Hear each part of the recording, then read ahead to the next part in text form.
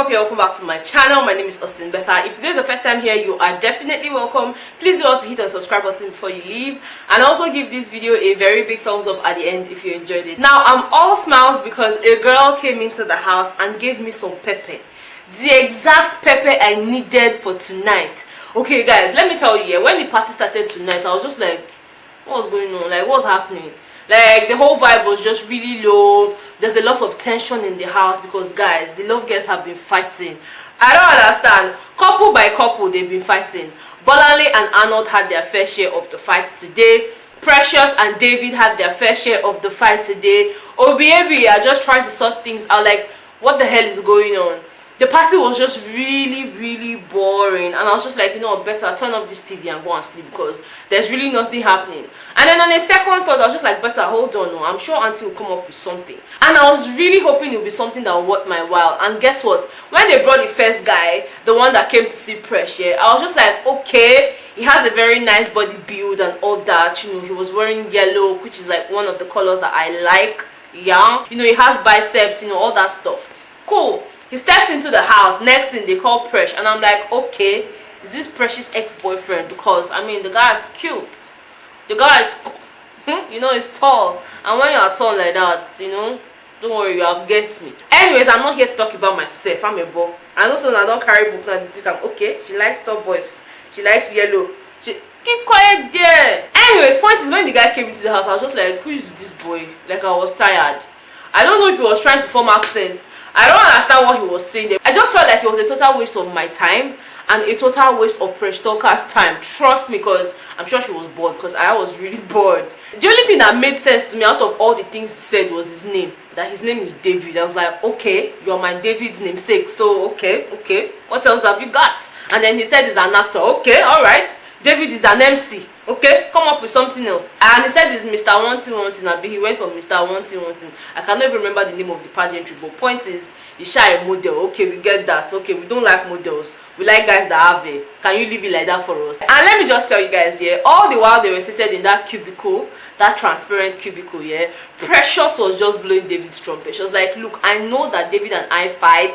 I know that we quarrel, but I like David, okay? And I know that he genuinely likes me. So, in fact, she even told the guy, nice try, but please vote for me and David. Vote for Precious David. And I'm like, oh mama, this one don't fail work, oh. Just go to your house and cry. But I noticed that the guy was actually very shy. He was just trying to compose himself and all of that. So, I'm going to cut him some slack. But point is, guy, you failed. Okay, and just when I thought that Aunty was done for the night, because I mean everybody had gone about their dance and all that stuff, the bell rings and a very hot babe steps into the house. Like, oh my gosh, and immediately the camera started showing Bolanle and Arnold. I just knew that that girl was for Arnold. I just could tell that that girl was there to pepper Arnold. And let me tell you, she did not fall my hand at all. By the way, her name is Yewande. Yewande is a very odd looking babe. Like, oh my gosh. She came with pepper. And let me tell you why I am particularly happy that Yewande came into the house tonight, You see the fight that Bolanle and Arnold had earlier today? The words that Bolanle spewed out of her mouth today to Arnold was just too much. Okay, earlier they had gone in for their chat session with Aunty and all of that, and you know, Aunty asked Arnold what it was that he disliked about Bolanle, and he mentioned that the one thing he dislikes about Bolanle is the fact that she's a terrible listener. Like, she doesn't know how to listen, and you know, it takes her a long while to process things and all of that. Now they step out of the chat room. Next thing, Bolanle is picking a fight, and she's telling him, number one, I can never ever be any man's shadow. Number two, I am not competing with your ego, neither am I competing with your manhood, neither am I competing with your place of responsibility. And I'm like, killer. What have we said? What are you throwing at us? Like, And you know, it just left Arnold really dumbfounded, because at some point he was just like, you know what, Bolanle, do what you want. Like, I'm not going to force it. I'm not going to, you know, push it and all of that. So just do what you want. And she's just there, oh, I can only be a helper. I can only be your support system. I can only be this, but I will never ever be any man's shadow. So you had better let me know what it is now, so that we know if we're calling it quits. And I'm like, it was just a question. Just because he told Aunty that he dislikes the fact that you don't listen doesn't mean that it's a major problem. Aunty asked a question and he gave a very honest answer. Except you're trying to lie to yourself, then you'll be like, oh, I don't dislike anything. But the point is, you can never like someone completely. There must always be a flaw. my flaws, and my flaw might just be that I talk too much. Do you understand? Like, I don't, man, Bonale, she needed the pepper, and I'm glad that girl came. And let me tell you, she did not just come with, let me just pepper you small. No, came hot, came to remind him how their relationship was sweet because she's actually Arnold's ex. And the truth is, I could just tell that Arnold still feels something for this girl. Like, it wasn't just, oh, she's my ex, you know, we've moved past the relationship. No, he still feels something for her. He couldn't even look her straight in the eye, and every single time he tried, he was dimming his eyes. And look, I study people for a living, okay, so don't even bring that one near me. If you like somebody, and you know, he just kept staring at her. Oh, you look nice. I'm not saying it's bad to give her a compliment, so that's perfectly okay. But uncle, what is the problem? Like, you couldn't seem to comport yourself. You couldn't even seem to arrange your thoughts together. You were even sweating. I mean, uncle, what is it? And this girl actually came with some serious questions. She was like, okay, Arnold, I know we broke up and everything, but why didn't you even mention to me that you were looking for love and all that stuff? People kept on coming to me to say, oh, Arnold is in the house, what's up with the both of you, and all of that. That made her very, very embarrassed and all of that. So basically, the only reason she's in the love part is to ask him to make a decision. Are you willing to walk away with me right now and quit this show, or are you willing to just stay back and, you know, be with Bolanle? Does she really make you happy? Does she make you smile the way I'm making you smile? Do you stare at her the way you're staring at me? You know, all those very those kind of questions and everything. And Arnold was just there like, what do you want me to do? Like, he was looking so helpless. You know, when you're staring at somebody and you know that you really, really miss that person, you just want to give the person a hug, but you don't know how to go about it. In fact, let me tell you, Arnold asked her for a hug, and she was like, no, why do you want a hug? And I was like, please, just give me a hug. I'm catching cold. And I'm like, okay, Arnold, can you just quit the show already and just start going with this girl? Because you seem to still have a lot of feelings for this girl. And all the while these things were going on, he kept on throwing glances at Bolanle just to be sure that she was okay. But that one was there, sweating, forming gangster. Forming, I cannot compete with your ego. I cannot compete with your manhood. You will be there now, somebody will collect your man. Just bundle him out of the house. Sometimes we need to chill as girls. I feel like Bolanle did too much, personally. And there was something Arnold said that I don't really... Can somebody just please explain it to me in the comment section? Because I'm not understanding. Okay, the girl was like, okay, do you want to be with me, or do you really want to be with Bolanle and all that stuff? And he's like, oh, you know, I'm with her, you know, she's my task. You know, when he said that is my task, I was like, pause, rewind, play. And then I is my task. Now wait, what does task mean? Like, when you say something is a task, it's a work. Like, now I have work. My task this night is to pepper you with this agbalumo. You know, I'm going to pepper you people with this agbalumo. So this is my task. This is something that I have to do, because if I don't eat it, it's going to spoil. Now when you say Bolanle is your task, I'm going to leave it there. But anybody that understands what that means, please let me know in the comment section.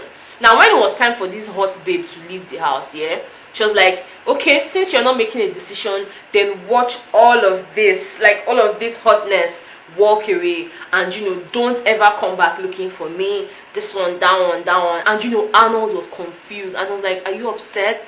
Like, he was trying to hold her back, and like, are you upset? What? No. And she's like, no, just watch me leave. And while she walked away, yeah, Arnold followed her. Like, it felt like he really needed some more time with her. He couldn't really believe that all these things were happening and all that. And he walked with her to the door and, you know, kept on talking to her like, I'm sorry, this one, that one. And the girl was like, oh my god, I let my guard down for this. I'm embarrassed.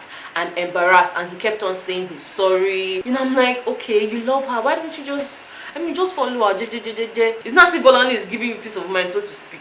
But then again, I know that that's not how it works. They broke up because there was a problem, and if you go back to the relationship, there just might be that problem again. So I think it's best to just stay and focus on the Bolanle, or I don't even know, or just go back to the devil that you already know, because it's not adding up to me, guys. I don't know, what do you guys think? But I shall know that he likes this girl. Simple and short, he likes her. He still feels something for her. Like, even if he lies, his mouth will bend. Now let's talk about the fights that happened in the house between yesterday Thursday and today Friday. And I want to talk about Obiebi, but then again I don't want to talk about them because every time they are fighting and settling, so it's almost a norm, like we're used to it. This time around they wanted to quit again. And the thing is, every time Obi threatens Ebi that he would leave her if she doesn't do this, she's just like, okay. And she has prepared her mind that okay, oh, if you check out, we'll just be going home, like nothing spoiled. Do you understand? Like she has even given up with the whole love thing and all that. And then the guy's like, okay, let's take it one step at a time. Let's try and be friends first. I think the problem is I'm too futuristic. I'm planning life for us outside of the love part. Uncle, focus on the love part first. Calm down. You're not the only one that bought one plot of land. Relax. We know that you have the land. We know that you're ready to build the house for you and Ebi to live. But for now, you're squatting in Auntie's love part. So squat in peace and stop making noise. And the girl is even tired. She's like, look, I cannot be with someone that any little thing he will threaten to leave. Any little thing he'll start shouting at me. I cannot be with someone I'm always scared to talk to. Someone that when I say something, I'm afraid that he would understand it in the wrong way. That she cannot be with someone like that. And they actually carried this their nonsense fight into the chat session with Auntie. Obi was like, Auntie, please help me talk to her. She should allow us build this friendship first and then know where it goes. And Ebi is like, Auntie, please help me tell him to stop threatening me. And Auntie was like, look, I'm not here to beg anybody to stay.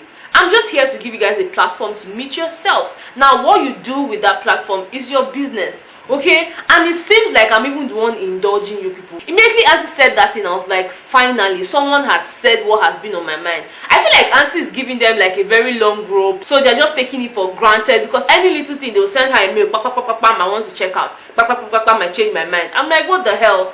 Like, there are thousands of people outside begging for this platform and you guys are here acting like I don't understand. But then again, during the party, I noticed that they've been able to resolve whatever it was that was, biting their bum because, they were pecking one another, cleaning heat. Obi was cleaning heat up and down. I don't know who sent the message, but I mean, they're good.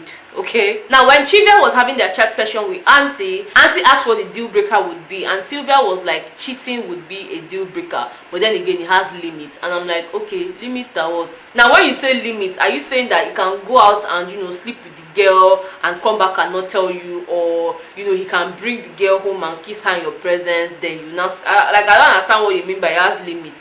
And Chidi was there saying, oh, I'm still trying to figure out all the positive things about Sylvia because I want to have a list of the positive sides to her so that when the negatives arise, he would have positive things that will suppress the negative things. And I'm like, okay, can you people just write your list in peace and, don't give me a dick. Personally, I like the way your relationship has been going, so please just figure it out. Also, when Auntie asked Ikrisa if there was any secret they would like to share and all of that, Teresa mentioned to IK that there's actually a guy outside that might, pop up and want to claim her as his property and all of that. She claimed to have known the guy for 9 years now, and the guy told her that his God told him that she is his better half. IK is like, okay, so what does that mean? What do you mean by if he pops up? And she's like, yeah, he might want to pop up, to claim that, we're a thing and all of that. And IK is like, okay, are you guys a thing? And she's like, no, we're just friends. And I was like, is he friends with benefits? Auntie was just putting talk in their mouth. Like, okay, is he friends with benefits? And she was like, no, he actually wants the benefits, yeah, but I've not given him anything. So I'm just saying that we might go outside and, he would pop up. So I don't want you to be caught unawares and all of that. And then after they left the chat room and everything, yeah, IK was now telling Teresa, okay, look, you're my only vision. You are the one vision that I can see. Everybody's already been spiritual. Since the guy said this, God told him that she's his better half. IK is here telling her that, look, oh, you are my only vision. Like, without you now, I'm blind. So right now, yeah, everybody is just shooting their shot. So Teresa should just calm down, think about it well, and know who she's going for. And that's how I was just on my own, paying attention to my agbalumo. By the way, let me just get one and make it soft. You know how they say, agbalumo dun omo ba lo fe mu, agbalumo sweet na king pikin wan chop am. I don't know how that song came about. Well, point is that, yeah, I overheard Rosie and Kachi planning how they will move in together. Rosie was like, okay, so babe, after the show, hold on, let me tell you this thing.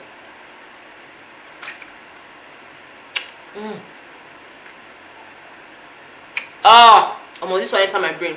Anyways, now Rosie was talking to Kachi and she was like, babe, okay, so after the show, are we going back to Abuja to move our things to Lagos before going to Kaduna and all of that? And he was like, oh, that's going to be very stressful. I think we'll go to Abuja and then go to Kaduna to see your people and then, you know, come back to Lagos, or better still, we'll rebuild our load. I'm like, okay guys, take a chill pill. Like, I understand that you are in love, but you need to come outside first. You need to feel the heat from the outside world first, you know, before all this planning to move together. I know say love is sweet like this my agbalumo, but you need to chill because at some point this agbalumo will be empty. So you need to be sure. Okay, better mind your business. It's not even concern you at all at all. It's none of your business, okay? Moving on from all of that, yeah. Earlier today, the love girls got creative with clay. Like, it was time for them to mold things and all of that. And almost immediately, I could just tell that pottery was not anybody's calling. It's not my calling, neither was it any of the love girls' calling, because they were just molding nonsense. And that's basically what me I would have molded if I was there, because Aunty, that thing is hard. Look, they actually walked us through the process of making stuff, and I mean, I really have to appreciate people who do pottery full time. That's a lot of work and just a lot of creativity put into it. So kudos to them. Before I end this video, let's talk about the masterclass they had today. We actually had a lady come into the house. Her name is Olawumi Eson, and she's a sex therapist. And all she came to talk to the love guests about is nothing more than love, intimacy, and sex. Yes, a lot of the love guests were just acting like, I don't know what sex is. What is sex? Like, come on, you're not a baby. And I like the question this lady asked them. She opened their nyash in the public. Her question was, what was your first knowledge about sex? How did you find out about it? Who told you about it? You know, all of that kind of questions. Arnold actually mentioned that their maid was the first person that introduced him to sex. Not like the person had sex with him, but like the person kept on showing him porn and, you know, pornography pictures and all of that stuff. For Obi, he said that the first knowledge he had about sex was after he had wet dreams. You know, he now ran to his mother like, mother, what's going on? I'm having wet dreams. And his mom was like, okay, you're now a man, this is how to handle it. You know, the typical African mother style now, like once you touch a girl like this, you don't get belly. For someone like Chidi, he mentioned that he had a group of friends, you know, who introduced him to sex and, you know, just talked about it. Bolale and Ebi said that their first knowledge of sex was in their biology class, and in my mind I'm like, what did they teach you for biology? Is it not just the organs? Like, what is there? Tell us how you knew about sex. You're just telling me that they taught you in biology. Damn! They did not teach me biology. You know that in my own school they did not teach biology at all. Now I'm going to tell you people my own first knowledge of sex, and you people must tell me your own in the comment section. It's not as if you hear my own gist. Do you agree? Because I know that now your antenna is long, you want to hear. So the way your antenna is long, that's how my own antenna is long. You have to tell me in the comment section. Anyways, when I was in secondary school, yeah, I know they taught us biology, but forget biology, okay? I used to read a lot of romance novels. And the kind of school I went to, yeah, if you did not read these novels like this, then you have not started. And you know that at that time, we're just growing breasts. Like, you know, you have small breasts, and you feel like, I've arrived. You carry your small dry chest and be walking up and down school, forming big babe and everything. It was a thing in my secondary school. I don't know what that was about. And I was talking to my friend about it today, because my childhood friend is still around, yeah, and both of us were just laughing because we read a lot of romance novels. My god, you know all those parts they'll say, and he cupped her breast and it was the perfect size, and he did this one and he did that one, and you know, they just gave us a very different idea of sex, you know. But then growing up I was just like, is that really how it is? You will cup her breast, you will bend their bum bum, you will do this one. And people should stop writing all these novels that will just be giving small children ideas of things that does not really exist the way people are writing them. They make you look as if, no, once you fall in love with somebody like that, that's how people are going to keep falling every day. It's a lie. When you fall down, you stand up. In fact, you start having pain that place that you fell down. So they should stop deceiving anybody. Now, that was my own first sex education. So now you have to tell me in the comment section, how did you know about sex? We're not babies here. If you are below 18, you should not even be watching this video in the first place, because ultimate love is rated 18. So I'm assuming that you are all above 18. Am I wrong? Like, are you 5? Just let me know. Let's get to know ourselves more intimately, so that when we see ourselves on the road, we'll be like, yeah, romance novel gang, magazine gang, TV gang, you know. Let's talk about it. Anyways, that's all the gist I have for you guys in today's video. If you enjoyed it, please do not forget to give me a very big thumbs up. Subscribe to my channel if you haven't subscribed. I know I'm really hyper today, and I'm thinking why. Oh, I know why. We're almost at 16,000 subscribers because I checked it before starting this video. Yes, I'm doing like that, and I could see that we're already at 15,980 something. So the remaining 15 or 16 people thereabout, please do the needful so that we can reach 16,000. Thank you so much. Sleep tight. One love. Peace. And okay, better, you know what, you're done. Bye guys.